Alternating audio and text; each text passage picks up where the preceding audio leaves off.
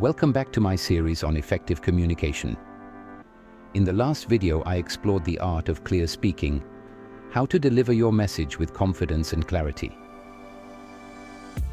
Today, I'm shifting to the other side of communication, listening.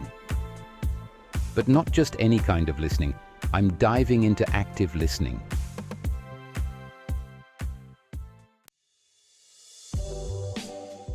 Active listening is a powerful skill that goes beyond simply hearing words. It's about fully understanding the message, engaging with the speaker, and responding in a way that shows genuine interest. Communication isn't complete unless both parties are truly connected. And this is where active listening bridges that gap.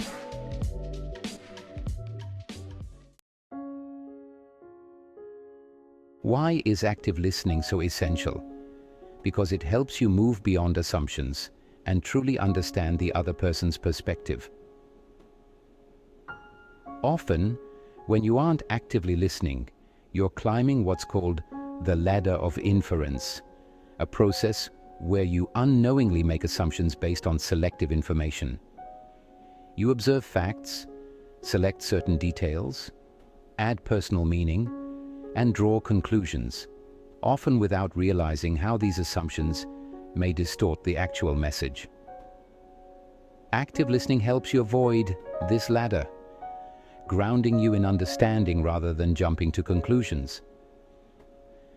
It builds stronger relationships, prevents misunderstandings, and fosters an environment of respect and collaboration. When you actively listen, you don't just hear words, you hear the meaning behind them. In today's world, distractions are everywhere. We're often too busy thinking of our own responses or multitasking to truly engage with what the other person is saying. But when we fail to listen actively, we risk misinterpreting details and diminishing the quality of our interactions.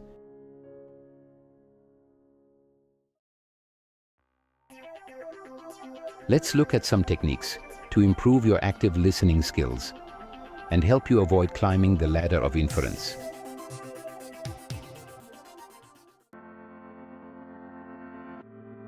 The first technique is paraphrasing. Paraphrasing involves repeating back what the other person said in your own words to confirm your understanding. For example, if someone says, "I'm overwhelmed with all the tasks I have to complete," you might respond with, "It sounds like you're feeling stressed because of the workload." This technique prevents misunderstandings early by focusing on the speaker's words rather than on our assumptions. Paraphrasing not only shows that you're paying attention, but it also clarifies any misunderstandings right away. It's a simple yet effective way to stay engaged and ensure that you're on the same page. It's not about parroting their words, but rather genuinely wanting them to clarify what you heard them say to you.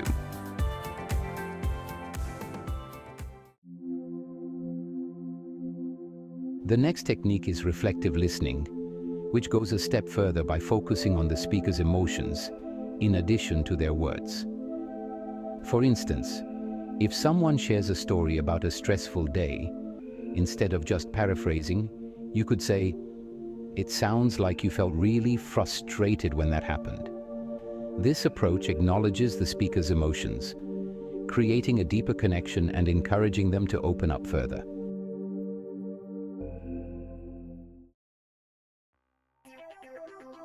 Then we have the ASK technique, a three-step approach to keep you engaged in any conversation. First, acknowledge what the speaker has said. Next, summarize the main points to confirm your understanding. Finally, keep questioning by asking follow-up questions that dive deeper.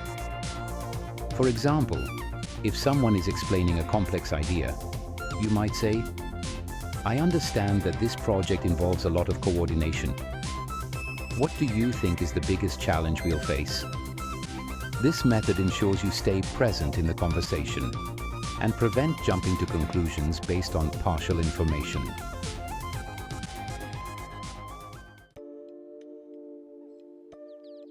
An important aspect of active listening is avoiding interruptions, one of the common pitfalls that can lead us up the ladder of inference. When we interrupt, we disrupt the speaker's train of thought and send the message that our thoughts are more important. Instead, let the speaker finish and use non-verbal cues like nodding to show that you're actively listening. If you're aware of this habit, you can actively work on breaking it. I can admit that I'm often guilty of this myself, mainly because I tend to be impatient and want to get to the point. Whatever my reasons, it is still a bad habit which I have to work on constantly.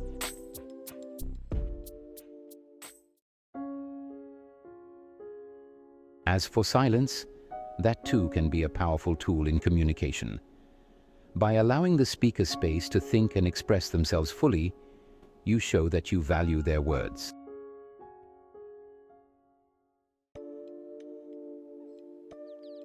Finally, remember to observe nonverbal cues. Listening isn't just about hearing words, it's about picking up on body language, facial expressions, and tone. These subtle signals can provide insights into the speaker's feelings and intentions. For instance, crossed arms might indicate discomfort, while a warm tone could suggest enthusiasm. By tuning into these signals, you can respond with greater empathy and understanding.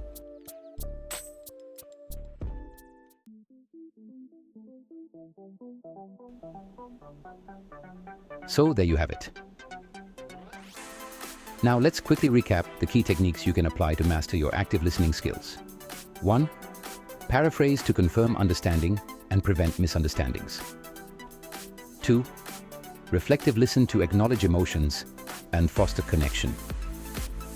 3. Use the SK technique to keep conversations engaging and clarify meaning. 4. Avoid interrupting others to respect their space and avoid assumptions. 5. Observe nonverbal cues to gain a deeper understanding of the speaker's intentions. Practicing these techniques will not only make you a better listener, but will also a more effective communicator overall. Active listening builds trust, deepens connections, and elevates the quality of every interaction.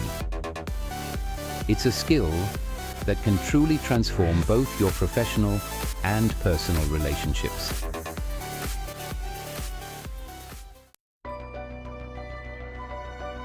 In our next video, I'll discuss the art of concise writing, how to convey your message effectively with fewer words.